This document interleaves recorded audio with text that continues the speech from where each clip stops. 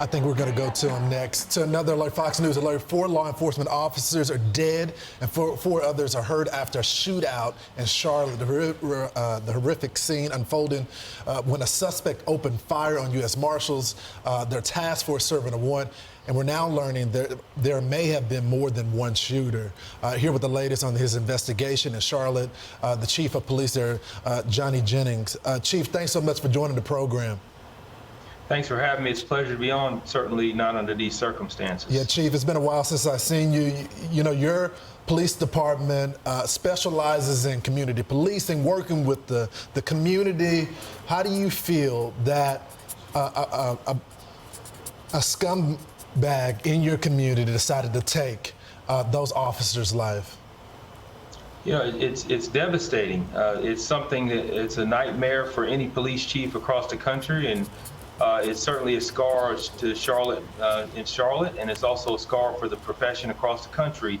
It's going to take a while to get through this, but we're a resilient team here in Charlotte, and I'm sure that we have great men and women that are going to do the right thing and continue to keep our community safe. Chief Jennings, could you tell us about the 4 officers that were killed? I was reading one of them left behind a wife and a young child. What do you know about these 4 officers? Yeah, so our CMPD officer, this is part of the U.S. Marshals Fugitive Task Force. They were out to serve a warrant on an individual that had a warrant for felony possession of firearm by a convicted felon. That individual decided that he was going to open fire on our officers, and so 3 of the officers that were killed that day, yesterday, were with the Fugitive Task Force from other agencies.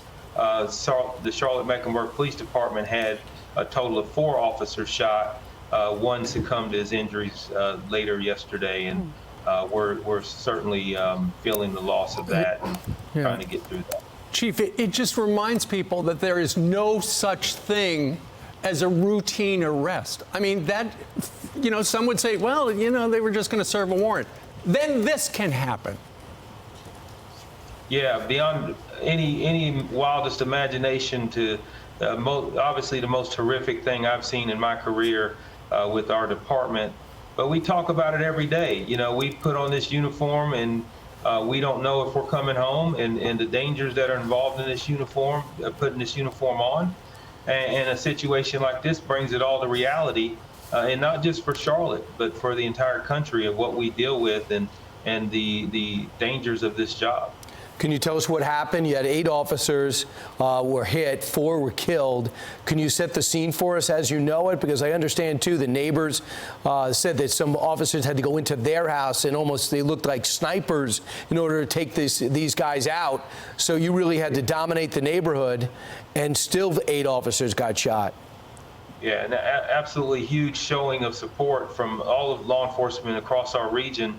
And the people that responded just did a tremendous job. But, officers, when they went to make the arrest and encountered this individual, he had a high-powered automatic rifle that he was able to start open fire on our officers. And then as others responded to try to save the officers that were down, they were also hit with gunfire as well. So it's just, very proud of our men and women that saw what was going on, went to the gunfire to try and save the lives of their brothers in blue, and unfortunately, we're ending up with a tragic situation here. Right, but Chief, after the shooter inside the house was taken out, was neutralized by the forces, then the shooting continued from the house.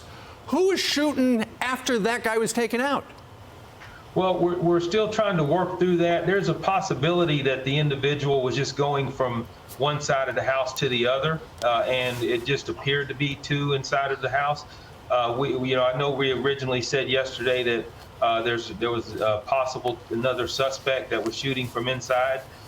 We have to be able to confirm that, and that's what the evidence is going to unveil for us in some of the interviews that we've been conducting, as well as our body-worn camera footage review that we've been watching. So, Chief, you guys still have to do a job today after you lost one of your own. How can we support you and your officers today? Right now, we need prayers, we need support for the law enforcement profession as a whole. we're hurting right now. I've been receiving a lot of calls from across the country and in Canada, and just a show of support, and that means a lot to us right now. We've got a lot of agencies around our area that have helped us come in and answer calls for service yesterday when we were in need of assistance, and it's just been tremendous. And it's a law enforcement family, and yesterday was absolute proof of that. Yeah. Chief, Charlotte's such a beautiful place, usually a safe community, great place to raise your kids, and this happens. God bless you. Thank you for your service and all that you do. Thanks, Thank Chief. you.